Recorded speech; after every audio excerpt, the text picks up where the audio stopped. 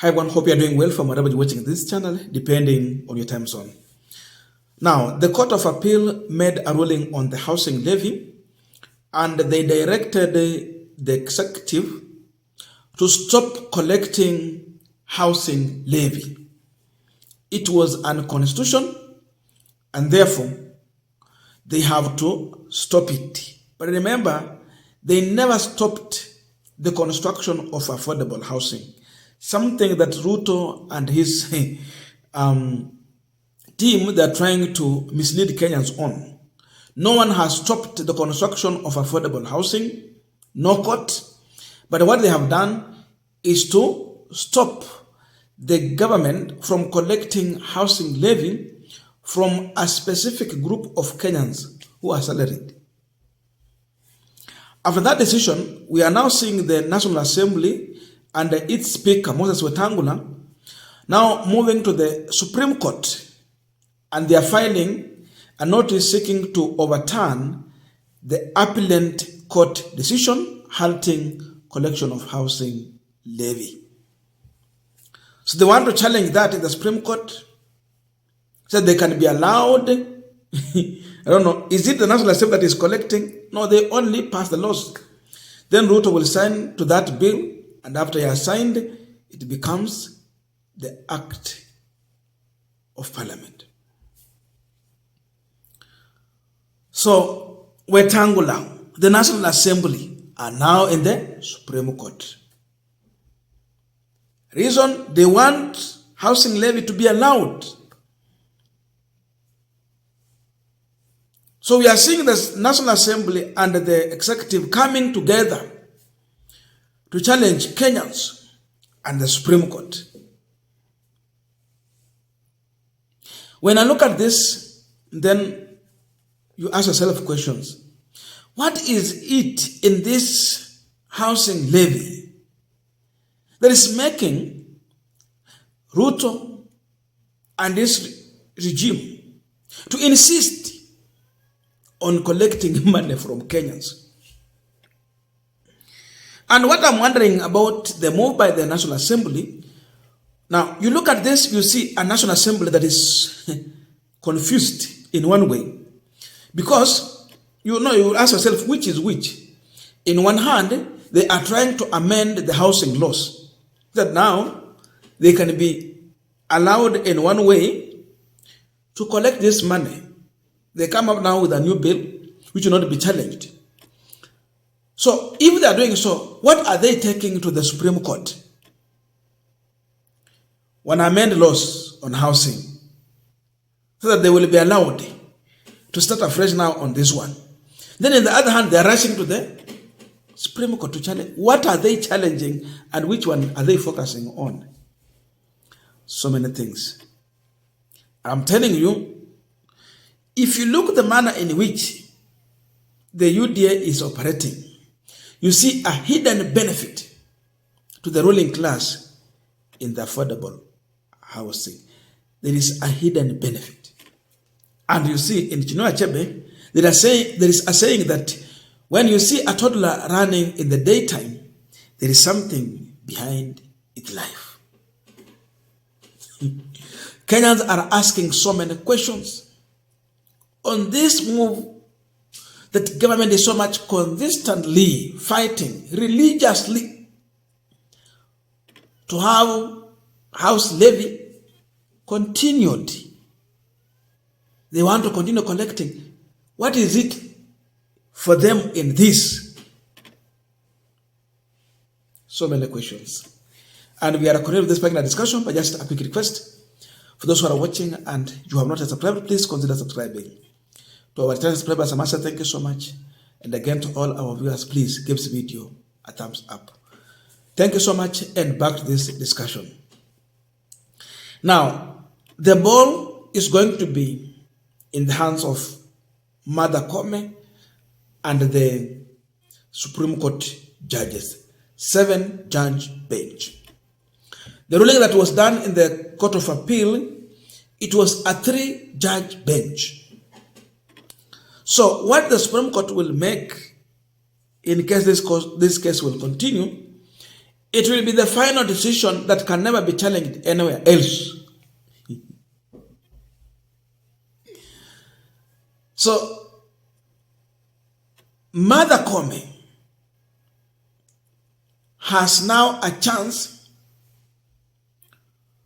to make a statement through the ruling that they will make with the other judges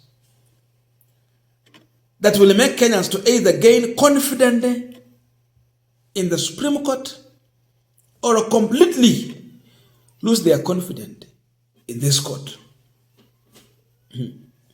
Because majority of Kenyans have viewed the Supreme Court in most of their ruling as hot air justice. That's how majority of Kenyans have viewed it. It is a perception they have that you cannot get justice in the Supreme Court.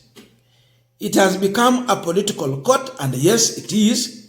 But above all, you look for justice. The Supreme Court should be seen in their ruling as if they are serving justice, they are truthful, and they can be trusted. So Ruto is coming before the Supreme Court in the name of Wetangula. And the Supreme Court has a chance to send a strong message to both Kenyans, Ruto, and the National Assembly. Now, with all this move, we are seeing entrepreneurs so much focus, and they cannot allow this house levy to go. This is the problem when you elect entrepreneurs into office of influence and power.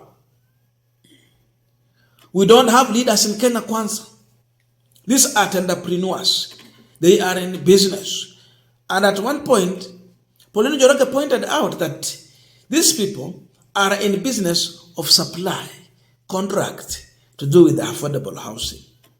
Above all, is it true that this levy they collect for affordable housing is indeed going to that project of affordable housing? Is this money directed to that project, or it is being diverted to specific individuals' pockets? Mambo inaenda aje? Ni nini hii yenye wanatilia tu mkazo kabisa? Kweli lazima wakate Wakenya pesa zao wachache. There is something fishy in all this. And many questions are coming out. Why are you insisting on this? Now, with a lot of confusion, even in the National Assembly, amend these laws on housing, to fit what you want to fix. Then before even you amend them, you are rushing to the Supreme Court. They don't want even to lose a single cent on any month. They are targeting to cut. They want to deduct your money. That's why they are rushing to the Supreme Court. And they are filing it as an emergency.